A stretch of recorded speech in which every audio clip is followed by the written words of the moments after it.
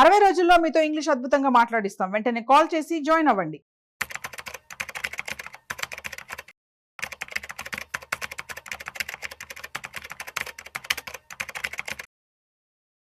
నమస్తే, welcome to Suman TV.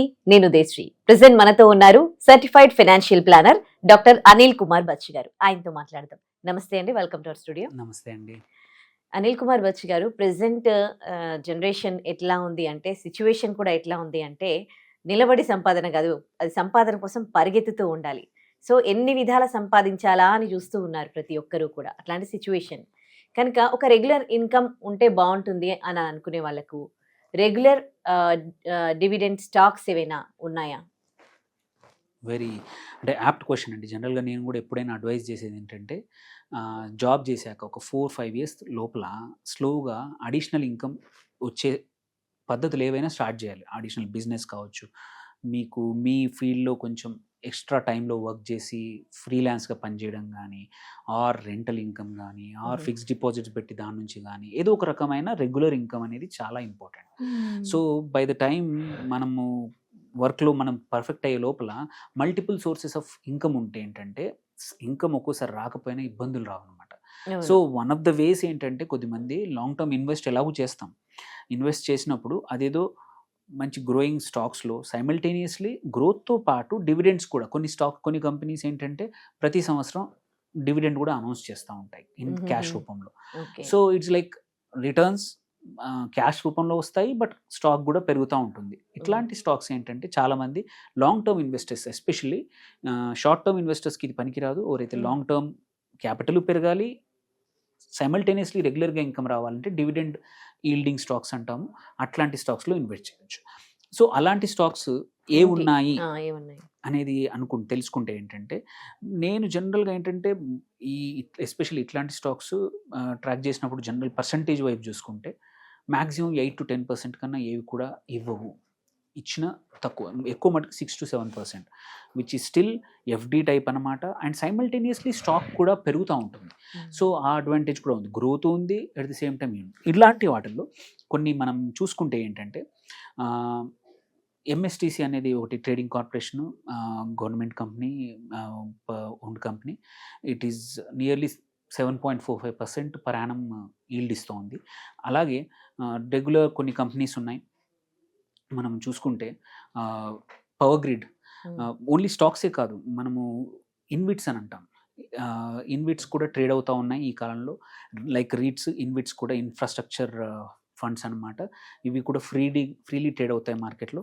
So power గ్రిడ్ది InvIT ఉంది, nearly 11% per annum ఇస్తుంది, విచ్ ఈస్ బెటర్ దాన్ మన ఎబే bank FD కన్నా కూడా హయ్యర్ రిటర్న్ వస్తూ ఉంది. అలాగే లార్జ్ క్యాప్స్, మన Hyderabad head quarter company NMDC కన్సిస్టెంట్గా 7.5% ఈల్డ్ ఇచ్చే డివిడెండ్స్ ఇస్తుందన్నమాట. ఇంకా కొన్ని లార్జ్ క్యాప్స్ చూసుకుంటే వేదాంత ఉంది, అలాగే ఇండిగ్రిడ్ ఇన్ఫ్రా ఒకటి, అది కూడా small cap, but that's also good. And another mid cap ఒకటి ఐఎల్ఎన్ఎఫ్ఎస్, అది కూడా ఒక 4% వరకు సంవత్సరానికి ఇస్తుంది. And one large cap public sector company coal India కన్సిస్టెంట్గా 4-5% మధ్యలో డివిడెండ్ కన్సిస్టెంట్గా ఇస్తూ ఉంది. అట్లాగే క్యాస్ట్రాల్, బట్ ఇది expensive stock to enter, but Indian Hindustan zinc limited also, that also is giving around 4% ఇస్తూ ఉంది. ఇంకొక నిర్లాన్ ఒకటి, అది కూడా ఇంకోటి అందరికీ తెలిసిన డివిడెండ్ ఈల్డ్ స్టాక్ ఏంటంటే ఐటీసీ కూడా కన్సిస్టెంట్గా 4-5 మధ్యలో కన్సిస్టెంట్గా రిటర్న్స్ డివిడెండ్ రూపంలో ఇస్తూ ఉంది. అండ్ మన ఎఫ్ఎంసీజీ స్టాక్, మన ప్రాక్టర్ అండ్ గ్యాంబుల్, అది కూడా 4.5-5% వరకు సంవత్సరానికి డివిడెండ్ ఈల్డ్ వస్తూ ఉంది. ఇది కాకుండా మన ఇంకా కొన్ని చూసుకుంటే, మనం Balmer and lorry investment company, that's also 3.5-5% ఇస్తూ ఉంది. అండ్ రీట్స్లో లైక్ ఇన్విట్ ఏదైతే చెప్పాను పవర్ గ్రిడ్ది లాగానే మైండ్ స్పేస్ది రీట్ ఉంది, real estate investment trust fund. ఇది కూడా క్లోజ్ టు 4-5% పర్ యానం ఇస్తూ ఉంది. ఇలాగే ఇంకా చూసుకుంటే కొన్ని కంపెనీస్, మంచి కంపెనీస్, పీటీసీ ఇండియా కానీ, పీటీఎల్ ఎంటర్ప్రైజెస్ కానీ, మళ్ళీ మవానా షుగర్స్, అది కూడా ఒక 3% ఇస్తూ ఉంది. హైడెల్బర్గ్ సిమెంట్స్ కూడా రెగ్యులర్గా డివిడెండ్స్ ఇస్తూ ఉన్నాయి. సో వీటిల్లో వెరీ సింపుల్. మనం ఎవరికైనా సరే ఎవరికైతే డివిడెండ్ ఈల్డ్ కావాలి అనుకుంటే మంచి స్క్రీనర్ యాప్ కానీ ఏదైనా లైక్ మనీ కంట్రోల్ యాప్లో పోయి సెర్చ్ చేసుకుంటే ఏవైతే కన్సిస్టెంట్గా ఇస్తున్నాయో ఈల్డ్స్ అవి సెలెక్ట్ చేసుకొని కొంచెం పోర్ట్ఫోలియో లెట్స్ మనం ఎలాగో లాంగ్ టర్మ్కి ఒక 5 లక్షలు ఇన్వెస్ట్ చేస్తున్నాం, ఒక 10 లక్షలు 20 లక్షలు చేస్తున్నప్పుడు ఇట్లాంటి వాటిల్లో కొంచెం పోర్ట్ఫోలియోని డైవర్సిఫై చేసుకొని మల్టిపుల్ ఒక 4-5 స్టాక్స్ 6 స్టాక్స్లో పెట్టుకొని ఏవైతే కన్సిస్టెంట్గా ఇస్తున్నాయి ఏంటంటే this is additional income. So దీనివల్ల ఏంటంటే మనకి over a period of time you start, మనం ఎట్లయితే ఎస్ఐపి మ్యూచువల్ ఫండ్స్లో చేస్తామో SIP can be done in ఒక ఈ డివిడెండ్ ఈల్డింగ్ స్టాక్స్లో చేయొచ్చు. ప్రతి సపోజ్ మనం ఒక నెలకి 20,000 ఇన్వెస్ట్ చేస్తున్నాం, 20,000ని 3-4 డివిడెండ్ ఈల్డింగ్ స్టాక్స్ను కొనుక్కుని పోతా ఉంటే ఒక 5 to 10 yearsలో మన దగ్గర ఎనఫ్ షేర్స్ ఉంటాయి which will give us very good decent dividends అనమాట. So this can be over a period of time ఒక 5 to 10 years ఇట్లే అక్యుములేట్ చేసుకుంటే మీకు ఈ డివిడెండ్ వచ్చే డివిడెండే మన ఖర్చులకు సరిపడా అక్యుములేట్ చేసుకోవచ్చు ఒక 10-15 సంవత్సరాలు కన్సిస్టెంట్గా చేసుకుంటూ పోతే. And at the same time most of the stocks ఏంటంటే యావరేజ్ కూడా 14-15% సంవత్సరానికి పెరుగుతాయి, ఇంకో కొన్నిసార్లు ఎక్కువ కూడా పెరగచ్చు. సో అటు గ్రోత్ అవుతుంది, క్యాపిటల్ గ్రో అవుతుంది, సైమల్టేనియస్లీ నీకు డివిడెండ్ కూడా వస్తుంది అనమాట. సో దిస్ ఇస్ అందర్ స్ట్రాటజీ.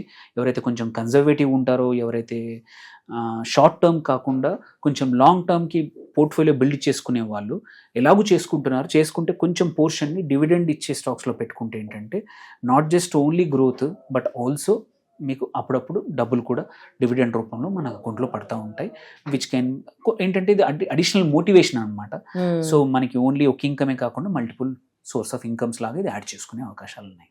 ఈ రెగ్యులర్ డివిడెంట్ స్టాక్స్ విషయంలో అప్పుడప్పుడే సంపాదిస్తున్న వాళ్ళు, ఒక 20sలో ఉన్న వాళ్ళు, లేదంటే వాళ్ళకి ప్రమోషన్ వచ్చిన వాళ్ళు ఇందులో ఇన్వెస్ట్ చేస్తే వాళ్ళకి ఎట్లా ఉంటుందండి? వాళ్ళు కూడా ఏంటంటే వాళ్ళు కూడా ఫస్ట్ మైండ్ సెట్ మారాలి. డివిడెండ్ ఇన్కమ్ కావాలి అంటే మాత్రం you should become long term investor. అందుకే ఏం చేయాలంటే అలాంటి వాళ్ళు స్లోగా ఒకేసారి కొనలేరు కాబట్టి, క్యాపిటల్ ఉండదు కాబట్టి, కొత్తగా జాబ్ జాయిన్ అయి ఉంటారు కాబట్టి వాళ్ళు ఏంటంటే ఈ తన ప్రతి మంత్ ఎస్ఐపి లాగా, అంటే డైరెక్ట్ మ్యూచువల్ ఫండ్లో కాకుండా ఇక్కడ స్టాక్స్ ఎస్ఐపి.